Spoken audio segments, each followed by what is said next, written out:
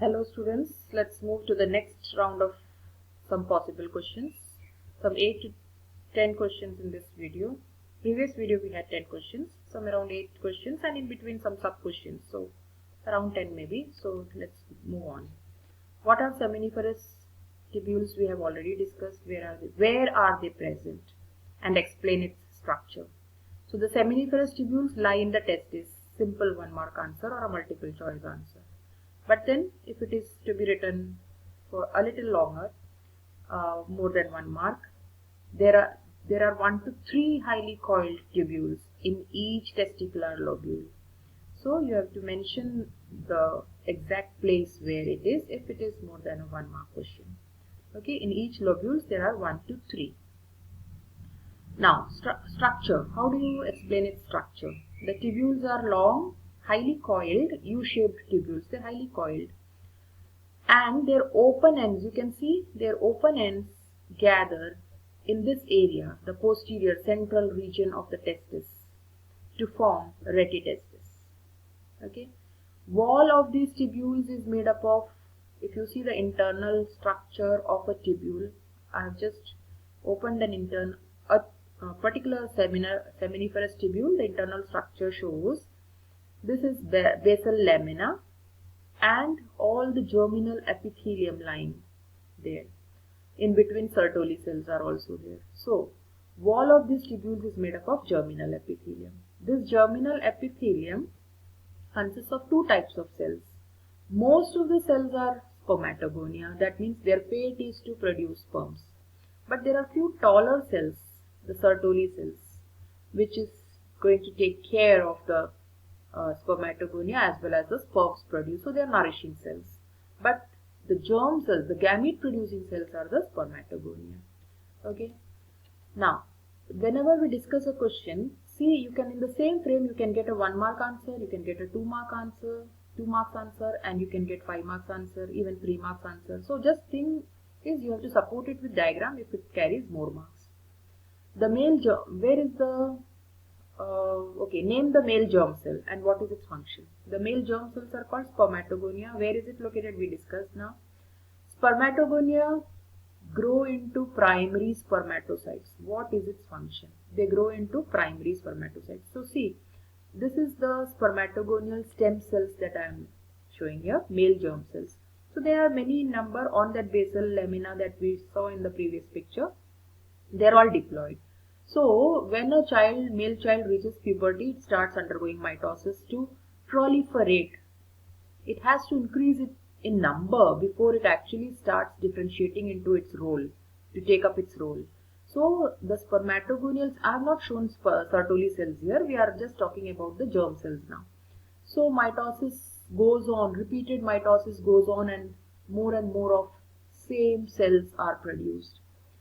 Out of those cells produced, 50% almost will take care of producing gametes, and the remaining 50% will go repeated mitosis to maintain the germ cells, to maintain the stem cells. So some of it will not take part in the gamete formation and some will take part in the gamete formation.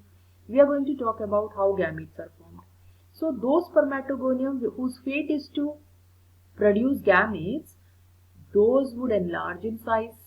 That is called growth phase. So that increase in number, that phase with repeated mitosis is multiplicative phase. So now which is having the fate to produce sperms, they will undergo growth phase. That means they will increase in size. They are still diploid because it is mitosis that has resulted into spermatogonium. They are just growing in size. Okay. Now once they are grown and ready to undergo meiosis, at that time we call them primary spermatocytes, which are still diploid. They are going to undergo meiosis. So meiosis 1 results in 2 haploid cells. These 2 haploid cells after meiosis 1 is called secondary spermatocyte, and this is the maturation phase. That means they are going to produce the gametes. So haploid cells are formed. Okay, if it is human, 23, 46, say 23 it has come to. Now, second meiosis, these haploid cells will undergo meiosis 2, which is actually equational division. Meiosis 1 was reductional division, so haploid. But haploid cells again won't reduce. They will undergo second meiosis, that is equational division. So they are the spermatids.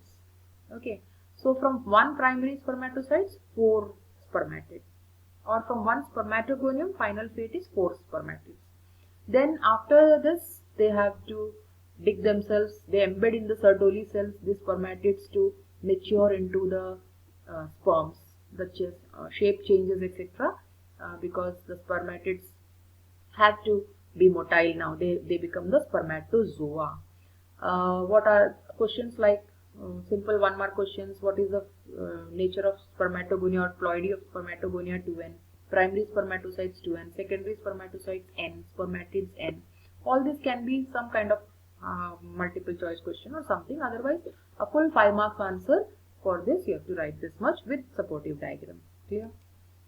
Where are Sertoli cells located and what are their functions? See, this is the same picture and topic that we discussed in the previous frames. Now we'll focus on the Sertoli cells this time.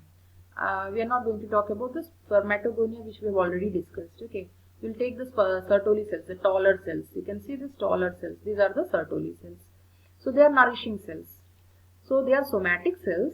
Okay, they are not gamete forming cells. They are supporting cells located within the seminiferous tubules. Fine. The function of Sertoli cells is controlled by, this can be a question, what controls the functioning of Sertoli cells? The pituitary hormone, FSH, follicle stimulating hormone from the pituitary, controls the functioning of Sertoli cells. What is its function? They are also called sustentacular cells, and they are supporting cells to the developing germ cells. Their main role is to provide nourishment. They provide nutrition to the spermatids. So these are also called nurse cells or mother cells. So this again can be a 1 mark question. Which of the following is called nurse cells or mother cells? And you have given so many options. So Sertoli cells. These cells secrete androgen binding proteins, Leydig cells, which are lying between 2 seminiferous tubules. This is one tubule, suppose, and the other tubule's tissue space, interstitial tissue space is filled with this kind of Leydig cells. So they produce androgen, testosterone. So Sertoli cells have proteins which can gather, which can concentrate the testosterone here, so that spermatogenesis is favored. So that concentrates testosterone in the tubules. So Sertoli cells have an important role in male sexual development. Then during maturation phase, that means when the spermatids are changing into spermatozoa, the Sertoli cells have a role in consuming unwanted portions of the spermatozoa. You know how the shape changes from round spermatids to an oval shaped structure with tail and all. So there has to be condensation of the nucleus. Then cytoplasmic content has to be reduced. Sperms don't have much of cytoplasm. So all those changes, Golgi gives rise to acrosome. So remaining Golgi has to be degenerated. So all those roles are done by Sertoli cells, consuming the unwanted portion. So I hope that is clear. Again, for a detailed answer, this much. Otherwise, if it is 1 mark's answer in between, you can easily write from this. Name the cells that pack the interstitial space. Just now I discussed there. They are the interstitial tissues where Leydig cells lie. So suppose this is a section of, this is a transverse section of testis. So you are seeing only patches of seminiferous tubules.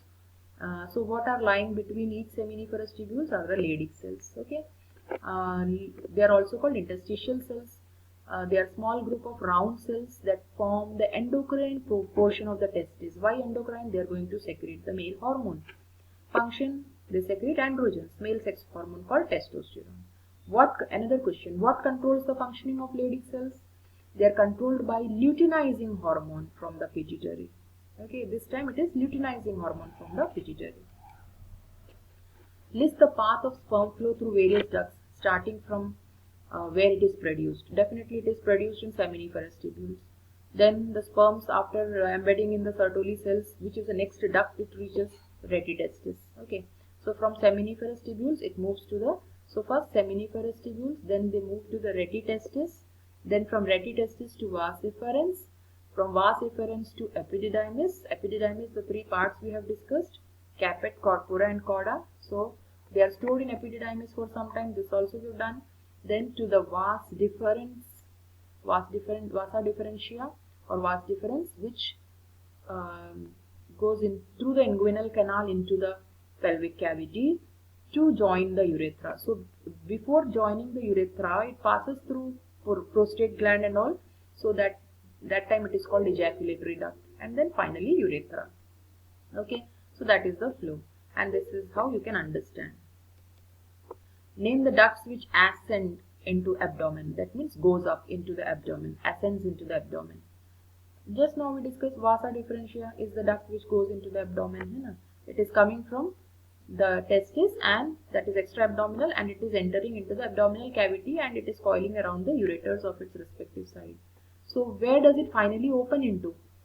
That also we said now it finally opens into the urethra, and at that time you call it ejaculatory duct. So this will open, this is the urethra, this is the prostate gland. So through prostate gland it will open into the urethra. So it finally opens into the urethra, but in between it has to join the urethra, where it will actually enter into the prostate gland, and then it will join into the urethra. I hope that is clear. What is ejaculatory duct? So, vasa differentia passes through the prostate gland and joins the urethra, where it is called ejaculatory duct. So, when it is joining the urethra, at that time you are calling it, at that position you are calling it ejaculatory duct. Name the male external genitalia. It's a copulatory organ called penis. Name the special tissue it is made up of and write its function. So, definitely penis has a role in copulation, because of which the ejaculation occurs. So it is made up of special erectile tissues. It causes erection of penis to cause ejaculation. That helps in these tissues, erectile tissues helps in erection of the penis to facilitate insemination. Insemination means delivering the sperms into the female vagina. Okay. So what are those? There are three special tissues. Two on the posterior side, which are yellow, fibrous, ligamentous. They are called corpora cavernosa. And one on the anterior side, it is highly vascular and spongy, called corpus spongiosum. Okay. Then what is foreskin? The loose fold of skin covering the glans penis. Glans penis is the tip of the penis, and that is enlarged portion, highly sensitive end of the penis. That is called foreskin, and or it is also called prepuce. So I hope these 8 questions with some 1 or 2 sub questions are clear to you. So giving you a visual understanding so that your concept is clear and you don't have to rote read. Thank you. Wait for the next video for some more questions on the same topic.